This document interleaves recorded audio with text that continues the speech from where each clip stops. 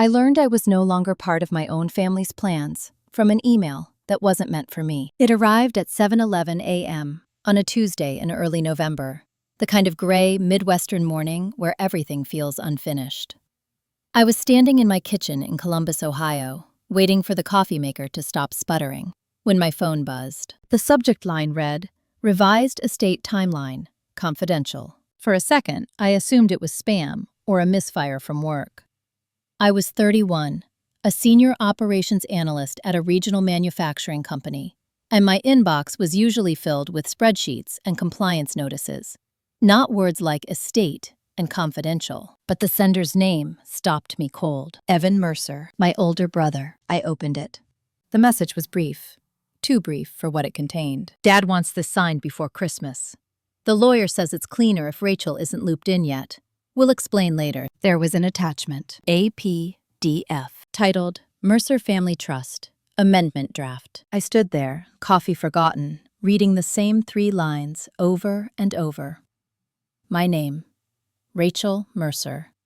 Reduced to a logistical inconvenience. Not looped in yet, as if I were a contractor. As if I hadn't spent the last decade being the responsible one. The one who stayed close. The one who helped my mother after her surgery. The one who drove out to my parents' place in Upper Arlington every Sunday without being asked. I didn't open the attachment right away. That's important. I didn't panic. I didn't cry. I didn't call anyone demanding an explanation. I did what I'd always done when something felt wrong but wasn't fully visible yet. I paid attention. The email timestamp told me it had been forwarded accidentally. Evan must have meant to send it to my sister, Claire, or to my father, or to the estate attorney I'd never met, not to me. I sat down at the kitchen table and finally opened the PDF. It was 14 pages long, dense, formal, written in that careful legal language designed to sound neutral while doing very specific things to very specific people. By page 3, my hands were steady. By page 6, my jaw was tight. By page 9, I understood exactly what was happening. The Mercer Family Trust, originally set up by my grandmother, Margaret Mercer, after my grandfather died, was being amended. The language about equal distribution among surviving grandchildren was still there, technically, but it had been wrapped in new clauses, conditions, discretionary powers. The trustee, my father, Harold Mercer, would now have sole authority to determine timing, necessity, and appropriateness of distributions. There was a new section, too, primary residence designation, the family property outside Dublin, the old house with the acreage, the one everyone called the Mercer place, even though my grandmother had been the only one who truly owned it. Primary residence rights were being assigned to Evan, not shared, not temporary, exclusive. I was mentioned only once, in a paragraph labeled Contingent Beneficiaries. Contingent. I closed the document. The coffee maker beeped, angry and insistent, and I realized my mug was still empty. That was the first strange thing about that morning. Nothing inside me was loud. No rush of betrayal. No heat. No urge to confront. Just a slow, sinking awareness that something I'd trusted without question had been operating quietly against me for a long time. I thought back to the Sunday dinners, the way my mother, Linda, had recently started saying things like, "You're so independent, Rachel. We never worry about you." The way my father talked more to Evan about legacy and keeping things simple. I thought about last Christmas, when Claire joked that I was the flexible one, while Evan was the heir apparent, and everyone laughed like it was harmless. It hadn't been harmless. It had been rehearsal. My phone buzzed again. A text from my mother. "Good morning, sweetheart. Are you coming for Thanksgiving? Your father wants to talk about some family business." Family business. I stared at the words until they lost meaning. I typed back, "Sounds good.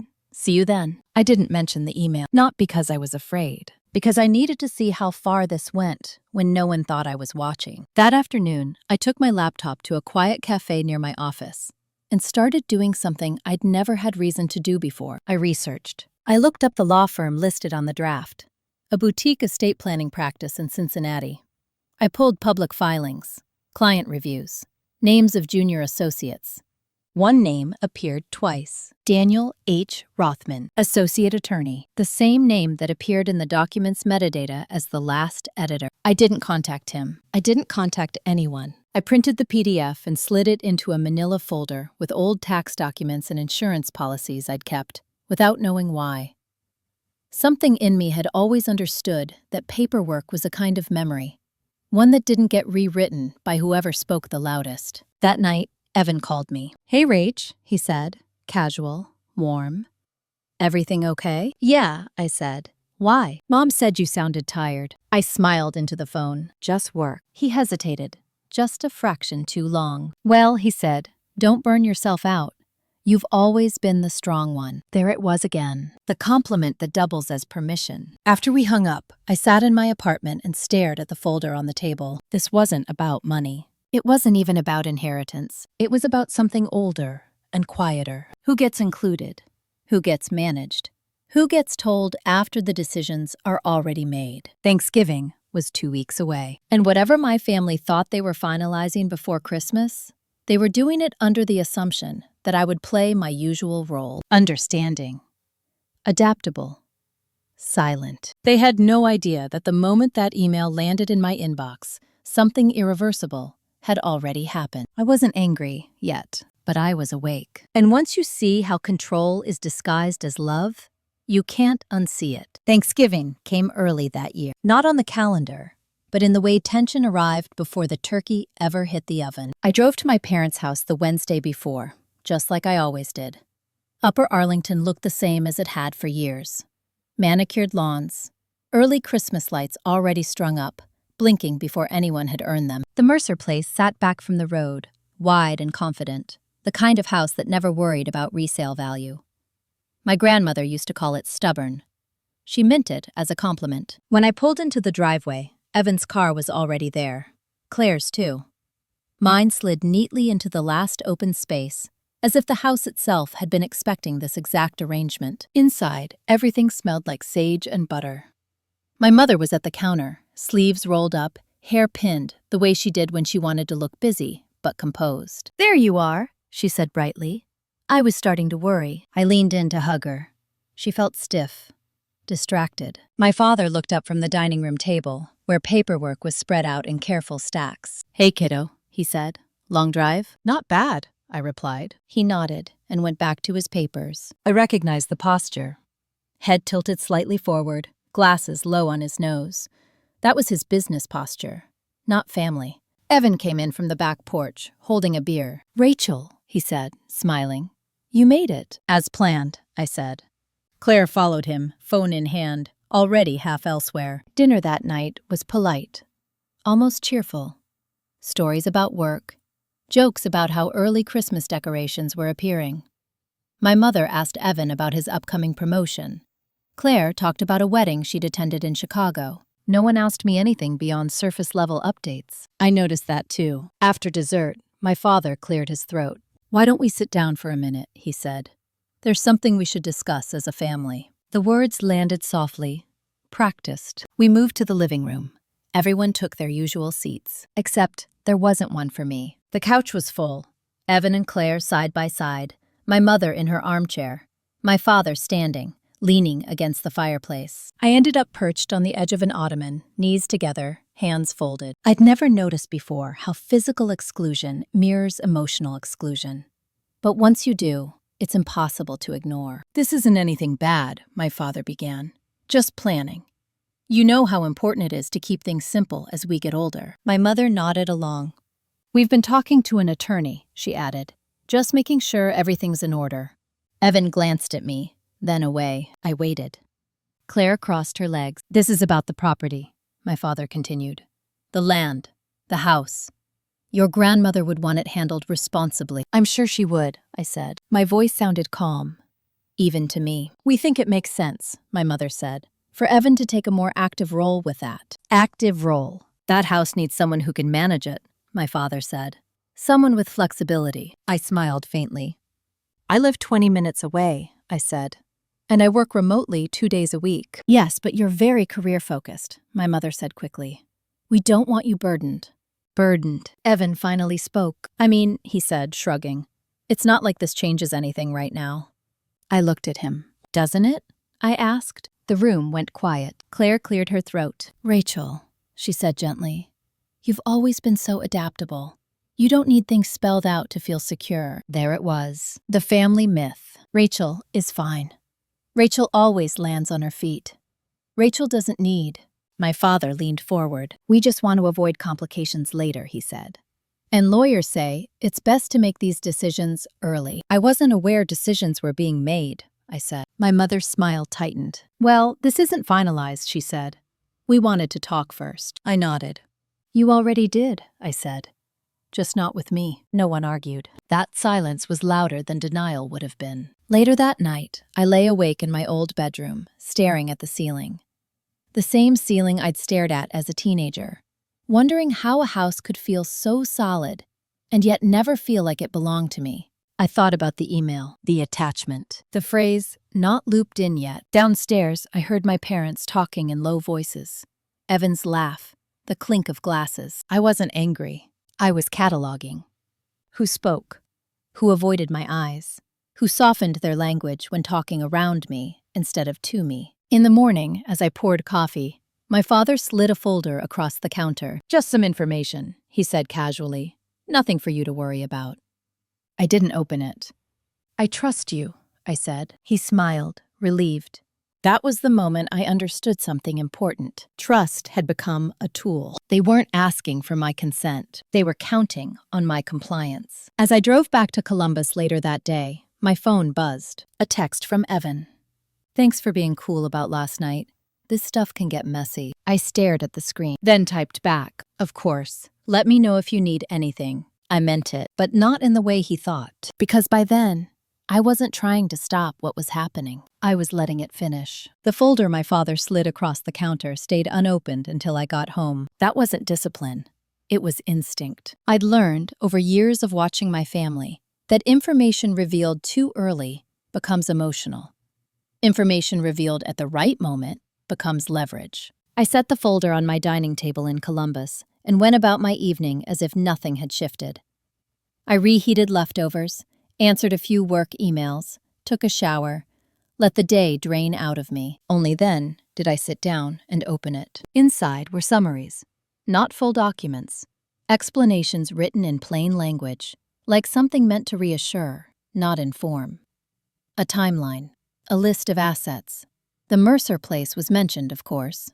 So were a few investment accounts I knew about. What wasn't there mattered more. There was no copy of the actual trust amendment, no signatures, no attorney contact information, no dates, just narrative. Your father will retain discretion. Evan will assist with management. Everything remains in the family. I closed the folder and laughed once, quietly. They weren't hiding the truth. They were hiding the paper trail. The next week passed without incident. Evan texted a few times. Claire sent me a link to a dress she thought I'd like. My mother called once to ask if I'd made it home safely. Everything looked normal, which told me everything I needed to know. On Friday afternoon, I left work early and drove to the Franklin County Recorder's office. I told myself I was just curious. That wasn't true. I parked in the lot, fed the meter, and walked inside with a calm I didn't feel entitled to yet. The building smelled like paper and disinfectant. There was a line at the counter, mostly contractors and realtors. When it was my turn, I gave the clerk my grandmother's name, Margaret Elaine Mercer. She typed quickly, eyes never leaving the screen. A list populated. My stomach tightened. There it was, a filing from 3 weeks earlier. Trust Amendment. Mercer Family Trust, filed by Daniel H. Rothman, attorney at law. My name appeared in the record, not as a signer, as a party affected. I asked for copies. There was a fee. I paid it without hesitation. In the car, I opened the envelope. This time, I read everything. Every clause, every condition, every carefully constructed sentence designed to look neutral while shifting power decisively in one direction. The amendment gave my father expanded authority. It allowed him to delay distributions indefinitely. It designated Evan as successor trustee if my father became incapacitated. Claire was listed as a beneficiary with limited rights. I was listed as contingent, subject to trustee discretion, in consideration of life circumstances. Life circumstances. No definition. No explanation. Just a phrase that could stretch to cover anything they needed it to. I drove home slowly. At a red light, my phone buzzed. A calendar invite from my mother. Subject: family meeting, estate planning follow-up. Scheduled for the following Saturday. I didn't accept or decline. Instead, I did something I'd never done before. I called a lawyer. Not the family's lawyer, not a recommendation, not a friend of a friend. I searched. Estate litigation attorney, Columbus, Ohio. I chose one whose website was spare and uninviting. No stock photos, no promises of compassion, just experience. Her name was Julia Bennett. She answered the phone herself. Bennett Law, she said. My name is Rachel Mercer, I replied. I need a consult. There was a pause. Tell me what happened, she said. I did. I stuck to facts, emails, dates, filings, language. When I finished, she was quiet for a moment. Do you have copies? She asked. Yes. Good, she said. Because this wasn't sloppy. It was deliberate. My grip tightened on the steering wheel. What does that mean? I asked. It means they didn't forget to include you, she said. They structured you out. I swallowed. And? I asked. And you have options, she said. But timing matters. She asked me to email the documents. I pulled into my apartment complex and sat there, engine off, forwarding files. When she called back, her voice was more focused. They moved authority without notifying all affected parties, she said. That's not illegal by default, but it's contestable, especially given your grandmother's original language. What do you recommend? I asked. She didn't answer right away. Before I answer that, she said, I need to know something.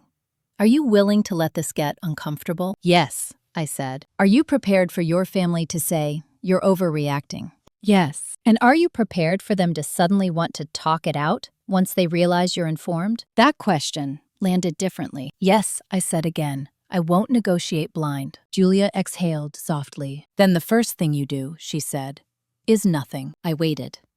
You don't confront them, she continued. You don't tip your hand.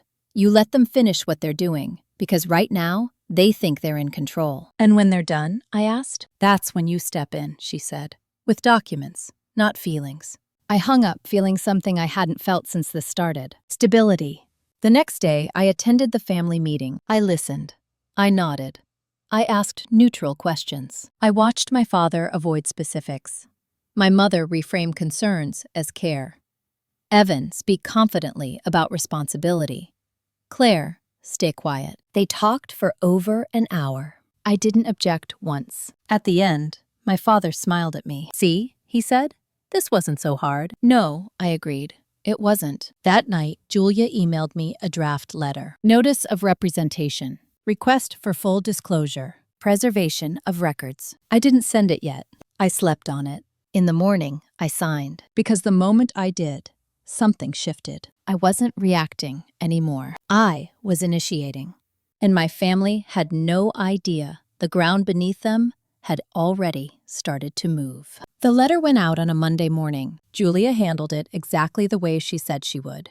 No accusations, no emotional language. Just formal notice that she now represented me in matters relating to the Mercer Family Trust, followed by a request for complete disclosure of all amendments, correspondence, and trustee actions taken within the past 18 months. It was addressed to my father, copied to Evan, copied to the law firm in Cincinnati, and not copied to my mother. That detail mattered more than it seemed. Julia told me to expect one of two reactions, either immediate panic or strategic silence.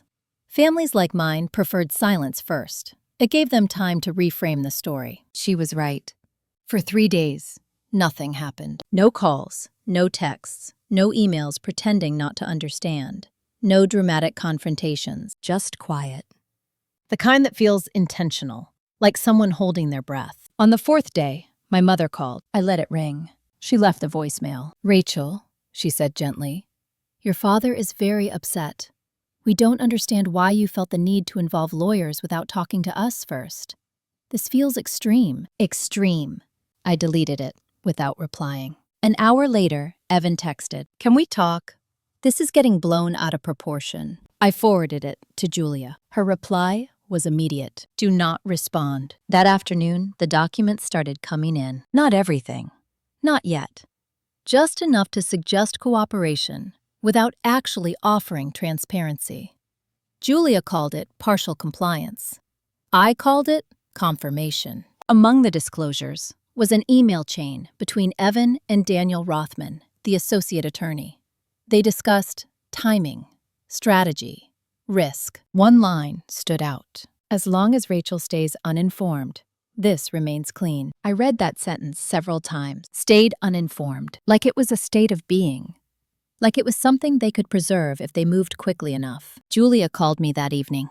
They're trying to control exposure, she said, but they've already created a problem. What kind? I asked. They finalized the amendment before notifying all materially affected parties, she said. And they documented intent. Intent.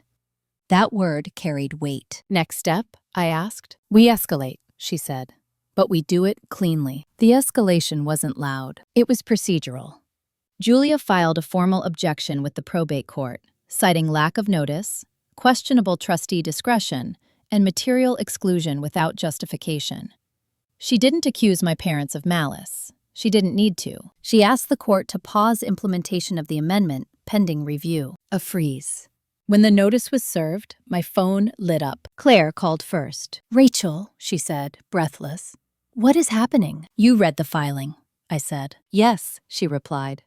Mom is losing it. I'm not discussing it, I said. You can talk to Julia. Why are you doing this? She asked. I paused. I'm responding, I said, not reacting. She didn't answer. Evan called next. Are you trying to blow up the family? He demanded. No, I said calmly. I'm making sure I'm not erased from it. This could have been handled privately, he said. It wasn't, I replied. He hung up. That night, my father emailed me directly. Not copied to Julia. Subject. Deeply disappointed. The message was long, carefully worded, heavy with implication. He wrote about trust, about respect, about how involving lawyers made everything adversarial. He wrote that my grandmother would be heartbroken to see siblings fighting over assets. He never addressed the amendment. He never explained the exclusion. He never apologized. I forwarded the email to Julia. She replied with one line. Good. This helps. The hearing was scheduled for early January. Not a trial.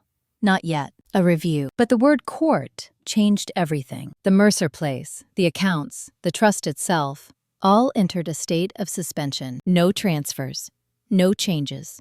No authority exercised without scrutiny. Control paused. That was the moment my mother stopped calling me directly. Instead, she started calling everyone else. Relatives, friends, church members. The narrative shifted quickly. Rachel is stressed. Rachel is overworked. Rachel is confused.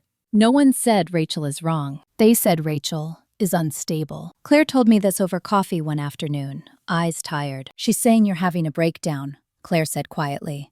That you're being manipulated by a lawyer who wants money. And you? I asked. Claire looked down. I don't know what to think, she admitted. I nodded. That's okay, I said. You don't have to pick a side. She looked up, startled. You're not angry? She asked. No, I said. I'm done needing everyone to agree. That was the truth. The next document Julia received confirmed what she'd suspected. Evan had already begun discussing a loan against the Mercer property. Preliminary inquiries. No signatures yet. But intent. Again, Julia smiled when she read it. They're acting like it's already his, she said. That works in our favor. How? I asked.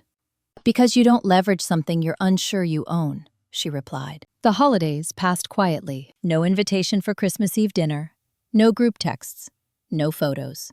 I spent Christmas morning alone in my apartment, drinking coffee and watching the light change. I wasn't lonely. I was alert. In early January, Julia filed a motion to compel full disclosure and halt any financial activity tied to the trust. The response from my parents' attorney was defensive, vague, overly emotional for a legal document. The judge granted the motion. That decision didn't reverse anything, but it exposed everything. The silence that followed wasn't calm. It was charged. Because for the first time, my family couldn't resolve this by talking around me. They had to answer, on record. And the story they'd been telling each other was about to meet a system that didn't care how reasonable it sounded, only whether it was true. The first thing my family did when the court froze the trust wasn't to fix what they'd done. It was to explain why I was the issue. That realization came to me slowly, over the course of a week, through fragments. A comment here, a question there. A shift in tone from people who used to speak to me easily. It started with a call from my Aunt Diane. She hadn't spoken to me in months. "Rachel," she said carefully, "your mother is very worried about you." "I'm doing fine," I replied. "Well," she hesitated. "She says you're under a lot of stress, that you might be misinterpreting things." I didn't argue. "I have legal representation," I said. "Everything I'm doing is documented." A pause. "Well," Diane said, "families don't usually take each other to court." "That's true," I said.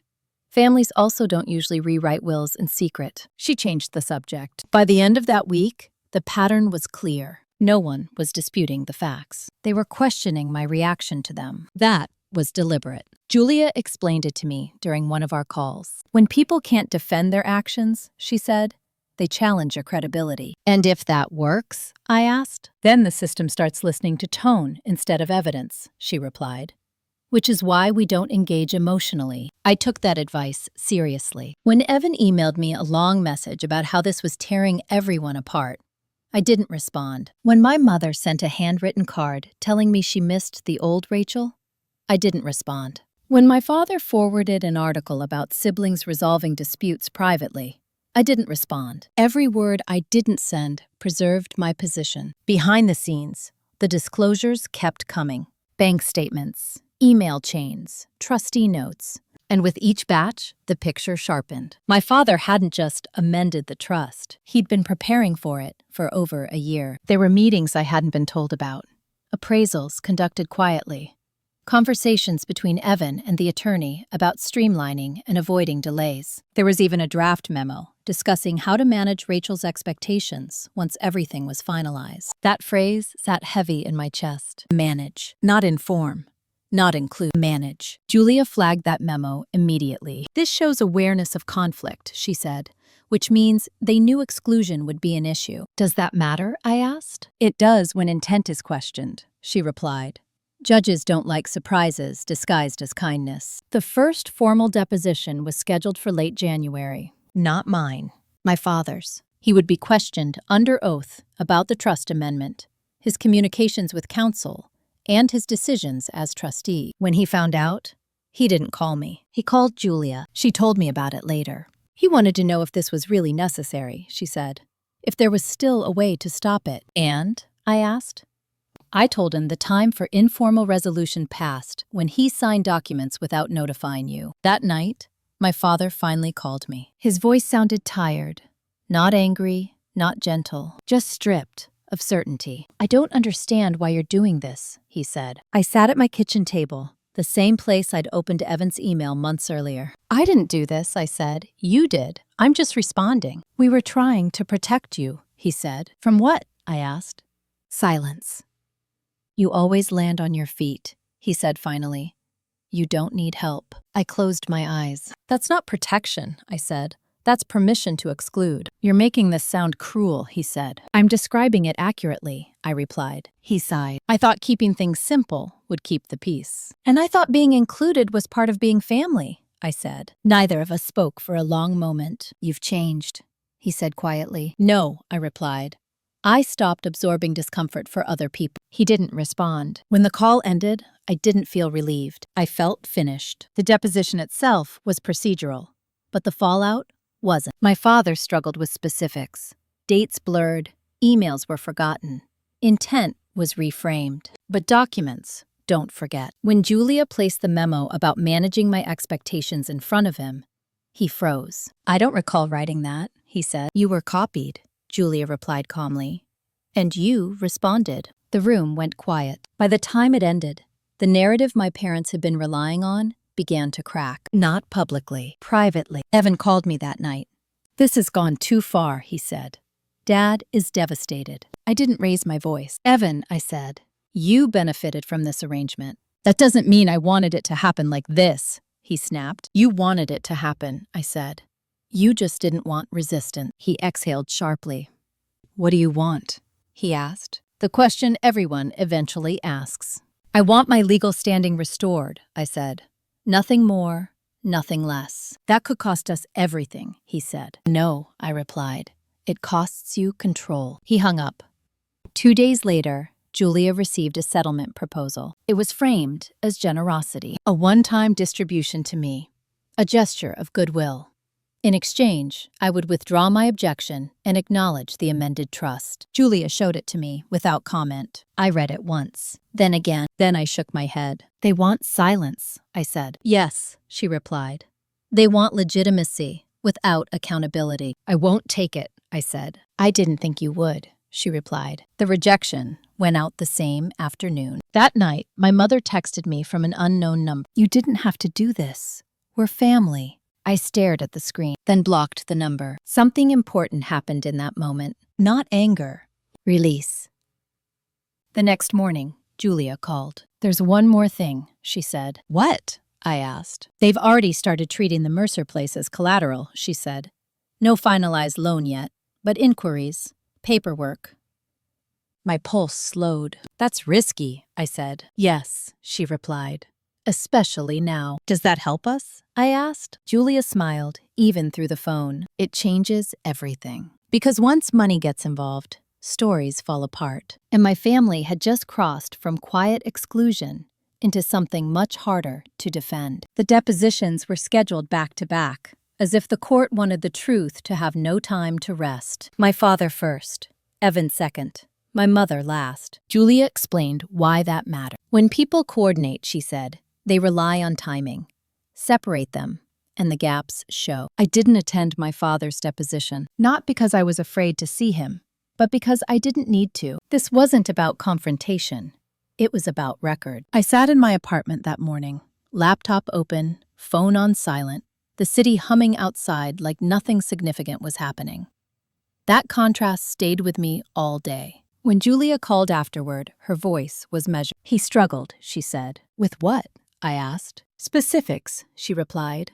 "Dates, decisions, his own authority." My father had testified that the amendment was a natural evolution, that it was meant to reduce future conflict, that he believed I would understand once things were settled. "But he admitted," Julia added, "that you were excluded intentionally." My hand tightened around my mug. "He said he didn't want to upset you prematurely," she continued.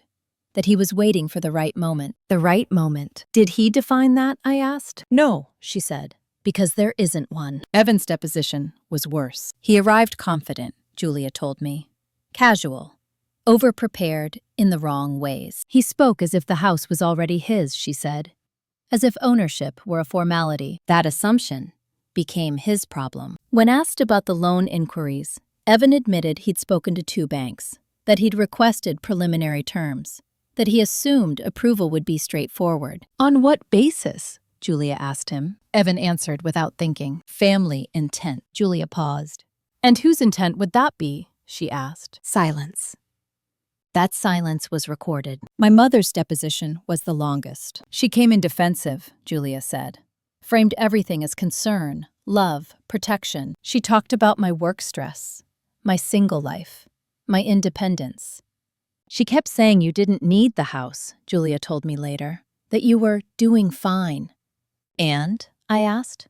"And then she contradicted herself," Julia said. "She said the house was meant to support family members who needed stability." "Which would include me," I said. "Yes," Julia replied. But she didn't like that implication. The turning point came when Julia asked her one question. "Did you believe Rachel Mercer was incapable of participating in decisions about her own inheritance?" My mother hesitated. "No," she said finally. "Then why wasn't she informed?" Julia asked. My mother didn't answer. That silence mattered more than any argument. By the end of the week, the court record told a very different story than the one my family had been telling each other. It wasn't about simplicity. It wasn't about protection. It was about control. And once that was clear, everything shifted. The judge issued a temporary injunction. No loans, no transfers, no authority exercised without court oversight. The Mercer place was frozen. That news didn't reach me from the court. It reached me from Evan. He called late that night, his voice sharp and unfamiliar. "You've put me in a bad position," he said. "No," I replied calmly. "You put yourself in one." "The bank pulled back," he snapped.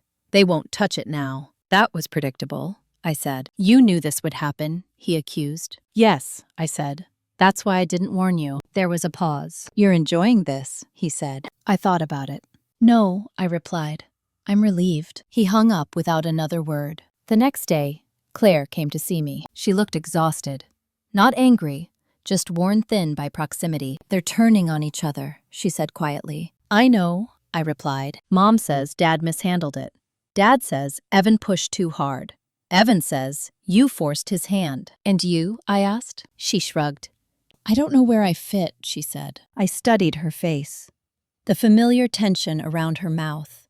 The way she'd always tried to stay aligned without choosing. "You don't have to fit," I said. "You're allowed to step back." She nodded slowly, like that idea was new. That night, Julia sent me a summary. Based on the depositions, she said, we would file for full invalidation of the amendment. The court had grounds, strong ones. If the judge agrees, she said, the trust reverts to its original terms. "And then?" I asked. "And then," she replied, "everyone has to start over. Legally." I sat with that for a long time. Starting over sounded exhausting, but it also sounded fair. My mother tried one last approach that weekend. She showed up at my apartment unannounced. I didn't let her in. She stood in the hallway, coat still on, eyes bright with something close to panic. "You're tearing the family apart," she said. I didn't raise my voice. "No," I replied. I stopped holding it together alone. "You could have come to us," she insisted. "I did," I said. "For years. You just didn't listen." She looked at me like she didn't recognize me. "You've changed," she said again. "Yes," I replied. "I learned." She left without another word. The hearing was scheduled for mid-February. Not a trial, a decision. Julia warned me it could go either way. Judges value discretion. They also value fairness. But one thing was certain. The version of events my family relied on no longer existed. It had been replaced by documents, testimony, and silence where answers should have been. And silence, in a courtroom, speaks louder than anyone expects. The hearing was set for February 14th, Valentine's Day. The irony didn't escape me, though I didn't mention it to anyone. Love, in my family, had always been tied to obedience. Showing up. Not asking too much. Knowing when to stay quiet. This hearing wasn't about love. It was about authority. I arrived at the Franklin County Probate Court early. Coat buttoned, hair pulled back. Nothing about me asking to be interpreted. Julia met me in the hallway outside the courtroom, folder tucked under her arm like an extension of her body. "They're all here," she said quietly. I nodded. My parents sat together on one side of the room. Not close, just adjacent. My father stared straight ahead, jaw tight. My mother sat rigid, purse clasped in her lap as if she might need it for balance. Evan sat behind them, alone. Claire wasn't there. That told me more than any conversation could have. When the judge entered, the room stood, then settled into a silence that felt heavier than anything that had come before. This wasn't a dramatic proceeding. No raised voices, no grand statements, just facts. Julia spoke first. She didn't repeat the entire history. She didn't need to. The judge had already read the filings, the depositions, the correspondence. Instead, she focused on one thing: process. She outlined how the amendment was executed, who was notified, who wasn't, how authority was expanded without disclosure, how assets were treated as transferable before legal certainty existed. She used simple language, clear language, the kind that doesn't invite argument. The opposing attorney tried to reframe it as a family disagreement, a misunderstanding blown out of proportion. He spoke about intent, good faith, protection. The judge listened, then asked one question. Why was Ms. Mercer excluded from notification prior to execution? The attorney hesitated. "Well, Your Honor," he said, "there was concern that she might object." The judge raised his eyes. "Objecting," he said evenly, "is not a justification for exclusion." The room went very still. The judge continued, "I'm less interested in how the family feels about this amendment than I am in how it was handled. He flipped through his notes. The trustee had discretion, he said. But discretion is not invisibility. My mother shifted in her seat. My father swallowed. The judge leaned back. The court finds that the amendment was executed in a manner inconsistent with fiduciary responsibility, he said. The exclusion of a materially affected beneficiary without notice undermines its validity. I felt my breath slow. Accordingly, he continued, the amendment is suspended pending full review. All authority granted therein is stayed, suspended, not reversed yet, but stripped of power. The Mercer place remained frozen. Evan's assumed future evaporated in a single sentence. The judge wasn't finished. I strongly encourage the parties to consider whether further litigation serves the family or simply prolongs harm, he said. But make no mistake, process matters. And this process failed. The gavel came down. It was over. Outside the courtroom, no one spoke at first. Julia turned to me. That went well, she said. Yes, I replied. My mother approached me then, her composure finally fractured. You didn't have to take it this far, she said quietly. I looked at her. You took it this far when you decided I didn't need to know, I said. My father stood behind her, eyes rimmed red. I thought I was doing the right thing, he said. I believe you thought that, I replied. That doesn't make it right. Evan didn't come over. He left through a side door. Claire texted me later that night. I heard what happened. Are you okay? I typed back. Yes, I am. And I meant it. Because something fundamental had shifted. For the first time, the story wasn't being told in living rooms or over holiday dinners. It was being told on record. And on record, silence couldn't be mistaken for consent. The court didn't give me vindication. It gave me something better, standing. The next step would decide everything. But no matter how it ended, one thing was already clear. They no longer controlled the outcome, and they never would again. Control doesn't disappear all at once. It recedes. It tests the edges, looking for a softer entrance. 3 days after the hearing, Julia forwarded me an email with no commentary. Just an attachment and a timestamp. Settlement proposal. I didn't open it right away. I already knew what it would be. When people lose authority publicly, they try to regain it privately. They frame it as peace, as generosity, as maturity. I opened it that evening, sitting at the same kitchen table where this whole thing had begun. The proposal was thorough, professionally drafted, polite to the point of artificial warmth. It offered me a lump sum distribution from the trust. Not insignificant, but carefully calculated. Enough to look fair to an outsider. Enough to tempt someone who wanted this over. In exchange, I would withdraw my objection, acknowledge the amendment as valid, and waive any future claims related to the Mercer Family Trust. There was a paragraph near the end that caught my eye. This resolution reflects the family's shared desire to preserve harmony while recognizing differing life paths. Differing life paths. That was the new language. Not exclusion. Not discretion. Choice. I closed the document and stared at the wall. They weren't trying to make things right. They were trying to buy closure. On their terms. Julia called an hour later. You read it, she said. Yes. And? It's clean, I said. Too clean, she agreed. They want you to legitimize the process retroactively, she said. That's the real value here, not the money. They want the record fixed, I replied. Yes, she said. They want this to look consensual. I thought about my grandmother, about the way she'd insisted on clarity, on writing things down, on making sure no one could reinterpret her intentions later. What happens if I reject it? I asked. Julia didn't hesitate. Then we move forward, she said. And based on the judge's language, there's a strong chance the amendment is invalidated entirely. And the fallout? I asked. She was quiet for a moment. Your family will escalate emotionally, she said. They'll frame you as unreasonable, vindictive, cold. I exhaled slowly. I've already been those things, I said. Julia smiled, even through the phone. That's what I thought you'd say, she replied. We drafted a response that night. Brief, professional, final. My client declines the proposed settlement and will continue to pursue full adjudication. No explanation. No counteroffer. No apology. The next morning, my mother called. From a number I didn't recognize. I answered. Not because I wanted to talk. but because I wanted to hear the shift. "You could have ended this," she said immediately. No greeting, no soft entry. "I still can," I replied, "by seeing it through." "You're choosing conflict," she snapped. "No," I said calmly. "I'm choosing clarity." There was a pause. "You don't need to do this," she said, her voice dropping. "You've always been fine. You don't need the house. You don't need control." I closed my eyes. "That's exactly why this happened," I said. "Because you decided what I needed." Silence.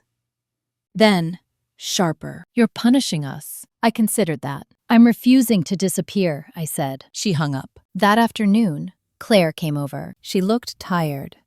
Not frantic, just worn down by proximity to chaos. "They're furious," she said, sitting at my table. "They don't understand why you wouldn't take the money." "I understand," I replied.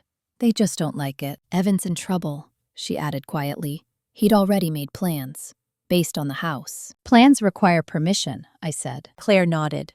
"They're saying you're doing this out of spite." I looked at her. "Do you believe that?" I asked. She hesitated. "No," she said. "I think you're doing it because you finally can." That night, Julia sent me a new update. Evan's bank had formally withdrawn its preliminary interest. The property's frozen status made it untouchable. "They're overextended," Julia said, "and they know it." The next week passed in fragments. A relative who stopped replying. A family friend who suddenly remembered a lunch they needed to cancel. The quiet reshuffling of alliances. This is the part people don't talk about, not the courtroom drama. The social recalibration. Who feels safe to speak to you when the story isn't settled? I didn't chase anyone. I let the distance form naturally. On a Friday evening, my father emailed me. No subject line, just a few sentences. "I never meant to hurt you. I thought I was doing what was best. I don't know how we got here." I read it once, then archived it, not out of anger, out of acceptance, because intentions don't undo actions, and confusion doesn't restore trust. The final hearing was scheduled for late March. Julia said the judge would likely rule on full invalidation. The evidence was strong. The record was clear. Until then, nothing moved. The Mercer place sat unchanged. The trust remained frozen.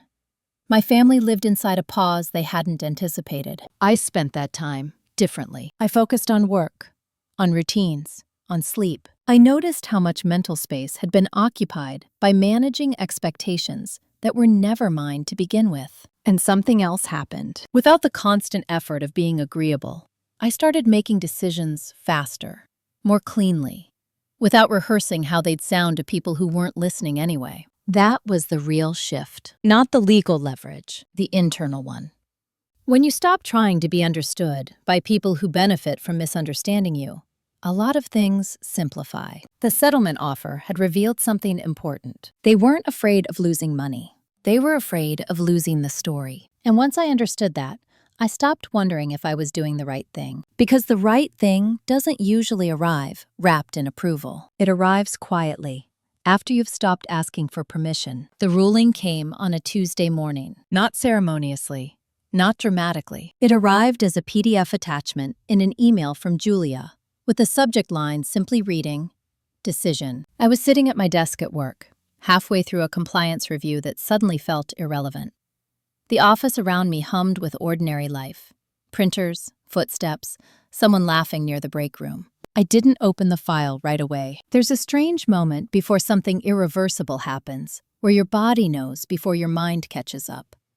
My hands were steady, but my chest felt hollow, like a door had been left open somewhere inside me. When I clicked the attachment, I didn't read it top to bottom. I scrolled straight to the conclusion. The amendment dated June 17th is hereby declared invalid due to undue influence, lack of independent counsel, and procedural irregularities inconsistent with the settlers' established estate planning practices. Invalid. One word. Everything unraveled behind it. The house, the redistribution, the quiet erasure they had tried to dress up as discretion. Julia called immediately. "We won," she said.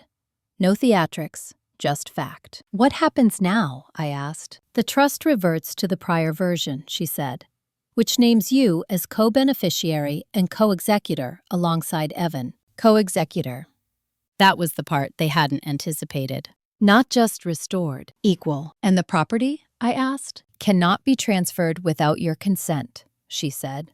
Any major decisions require joint authorization. I closed my eyes. For the first time since my grandmother died, I felt the ground settle beneath my feet. They hadn't just lost control, they'd been forced to share it. By lunchtime, my phone began to vibrate. I didn't answer. Not yet. By 3 o'clock, the messages shifted from disbelief to outrage. From outrage to panic. From panic to bargaining. Evan left a voicemail. He sounded unsteady, breath too quick, voice higher than usual. "This doesn't make sense," he said.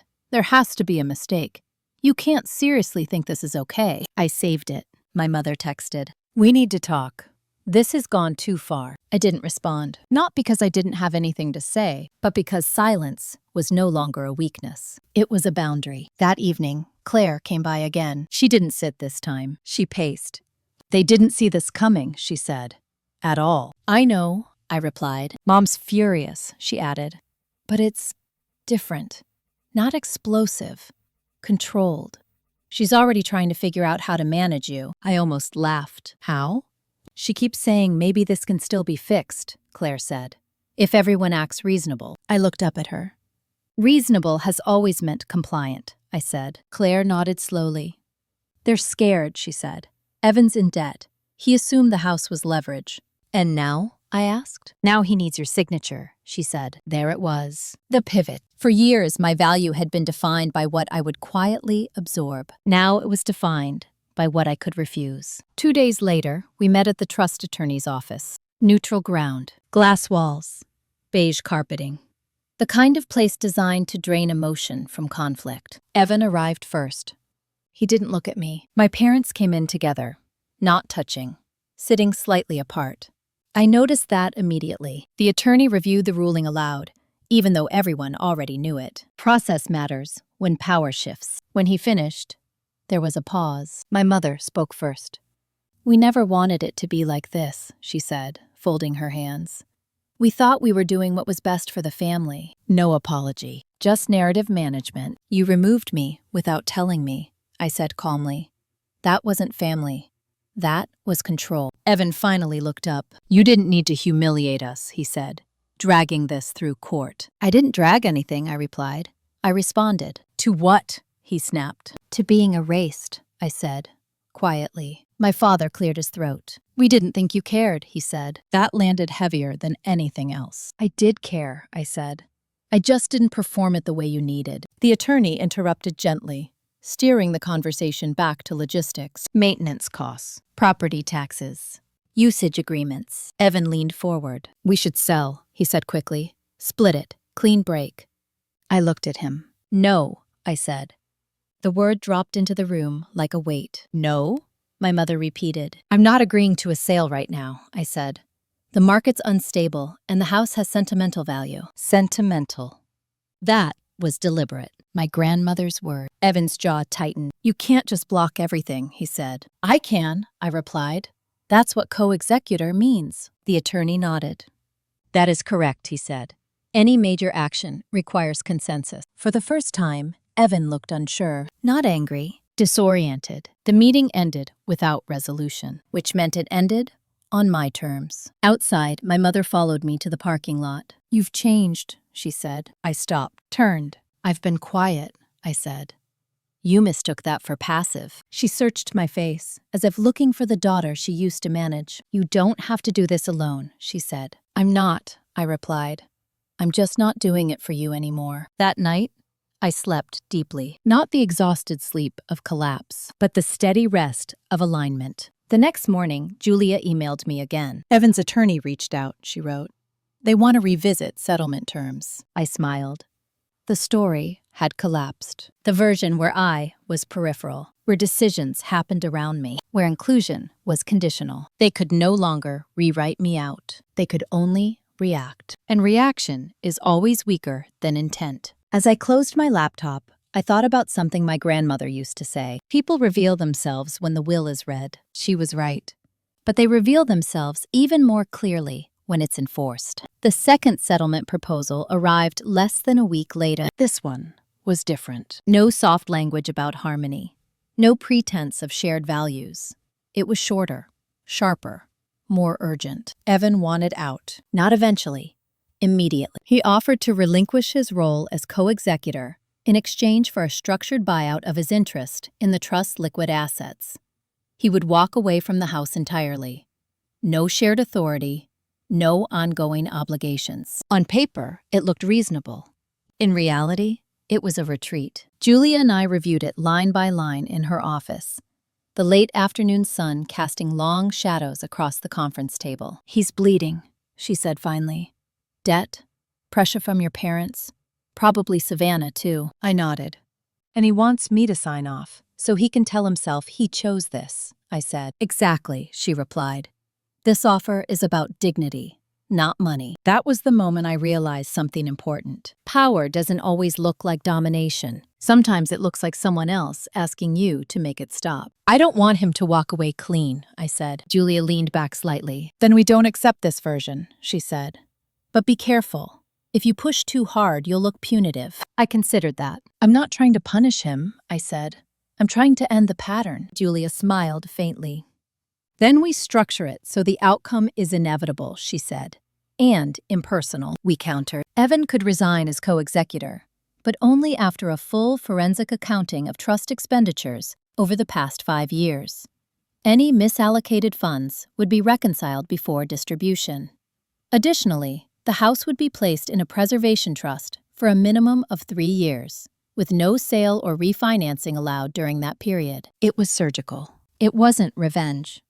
It was governance. When Evan read it, he exploded. I didn't hear it directly, Claire told me later. "He said you're dragging this out on purpose," she said. "That you're enjoying watching him squirm." I didn't respond. Enjoyment had nothing to do with it. Structure did. My mother, on the other hand, changed tactics entirely. She stopped accusing.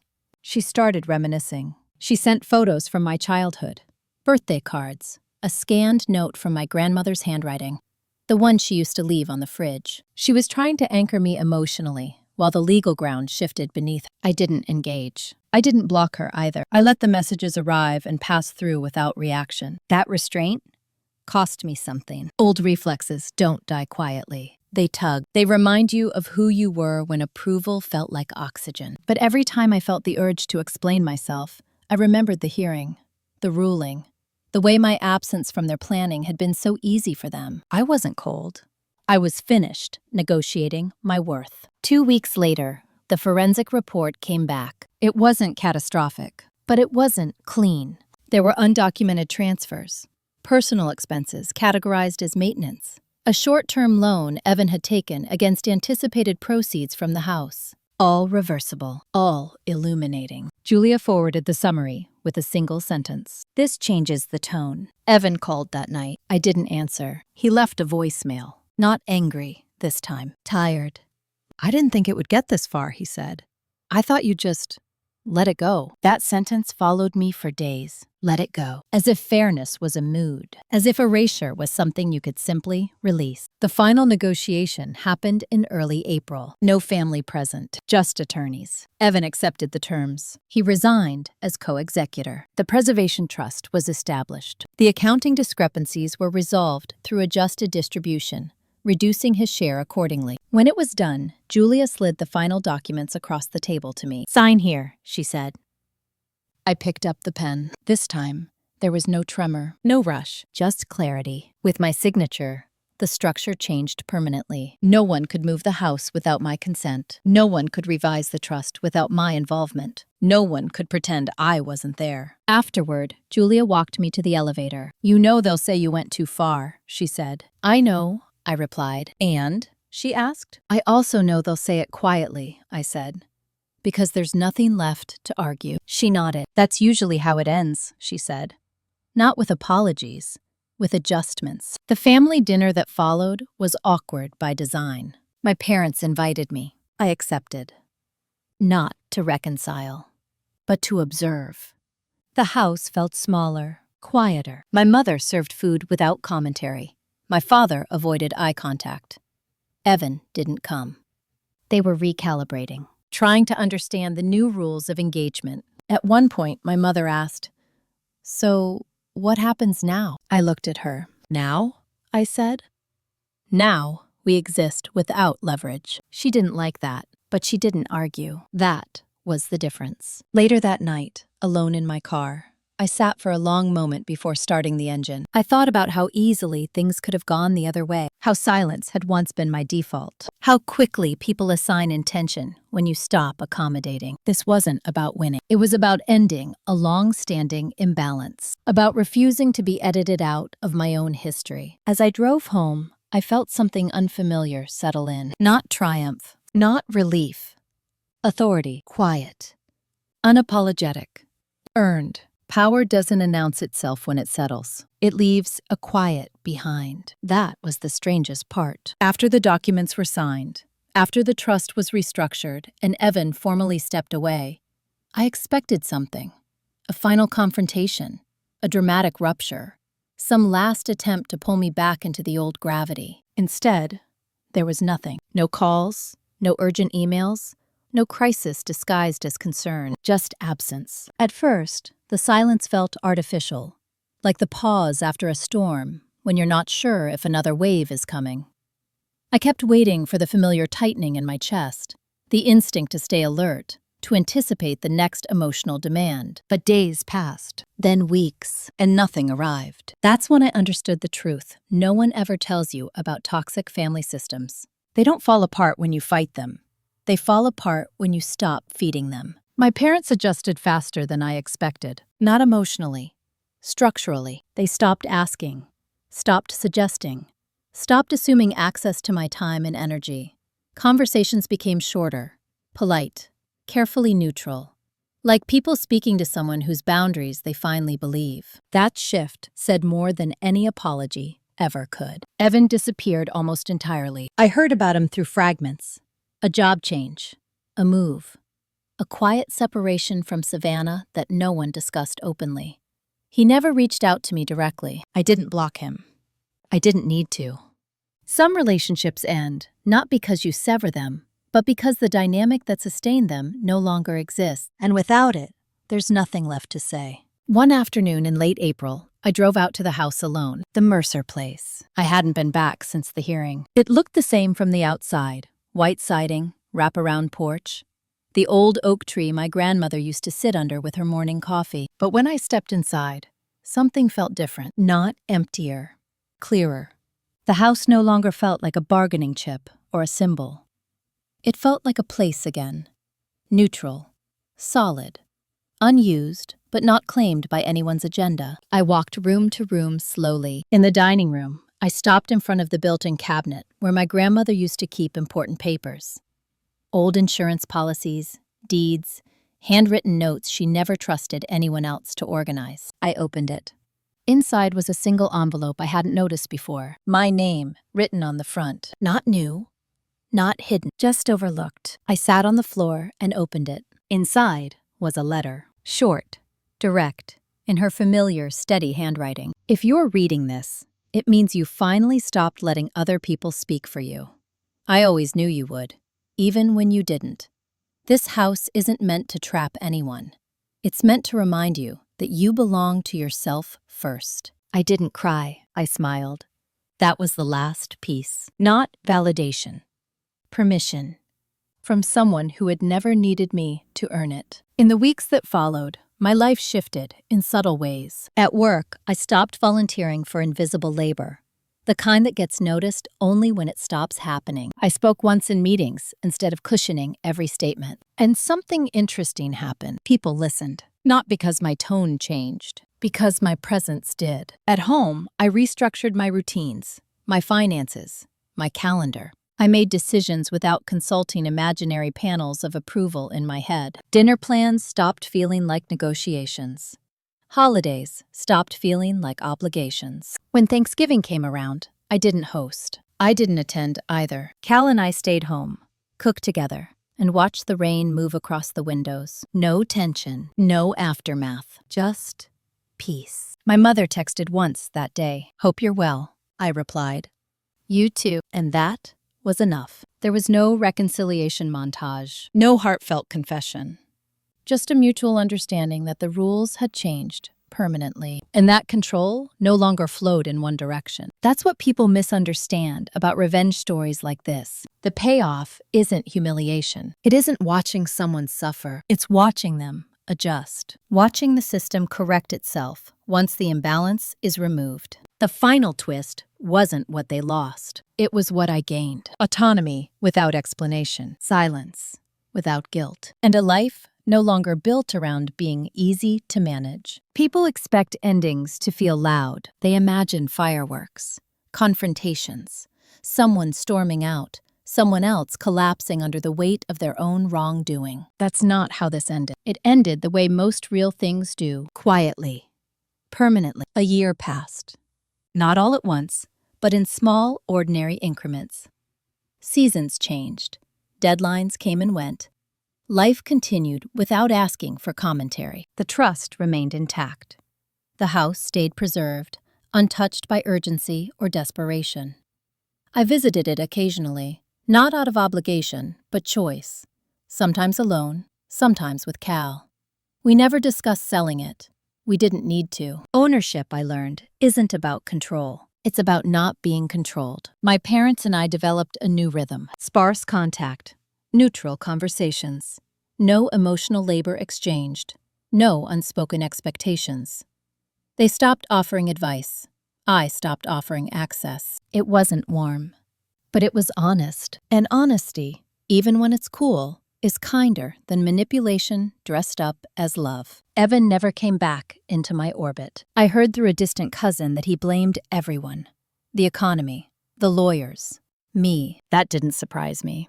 People who grow up protected rarely develop the ability to self-reflect. When accountability arrives, it feels like betrayal. I didn't need him to understand. Understanding was never the point. Peace was. What changed most wasn't my family, it was me. I stopped explaining my decisions before anyone asked, stopped anticipating reactions, stopped shrinking my needs to keep rooms calm. When people asked why I had done what I did, I gave the same answer every time. I protected what was mine. No backstory, no defense, no apology. That sentence became a filter. Those who respected it stayed. Those who didn't drifted away. And that was fine. There is a moment, after you've chosen yourself, when you realize how much energy you used to spend trying to be palatable, trying to be good, trying to be chosen. That energy doesn't disappear when you stop using it. It returns. And when it does, you finally have the capacity to build something that isn't reactive, something intentional. Cal and I talked about the future often, not in grand plans, but in practical terms, where we wanted to live, what kind of life felt sustainable, what we didn't want to repeat. The house became a symbol, not of family drama, but of boundaries enforced, a reminder that silence is not consent. That inheritance is not just about money. It's about what you're allowed to claim, and I claimed mine. Here's the lesson I didn't learn until I was forced to. People who benefit from your compliance will always frame your independence as cruelty. They will say, you changed. They will say, you went too far. They will say, you broke the family. What they mean is this: you stopped making it easy for them. And that is not a crime. That is adulthood. If you're listening to this and you're sitting on a decision you've been postponing because you don't want to upset anyone, let me tell you something I wish someone had told me earlier. The discomfort of choosing yourself is temporary. The cost of not doing it compounds. I didn't win by taking something from them. I won by refusing to disappear. If this story resonated with you, if you've ever been excluded, manipulated, or quietly erased by the people who were supposed to protect you, you're not alone. Share where you're listening from in the comments. Like the video if this story helped put words to something you've lived through. And subscribe if you want more stories about boundaries, karma, and the quiet power of choosing yourself. Sometimes the strongest revenge isn't payback, it's peace.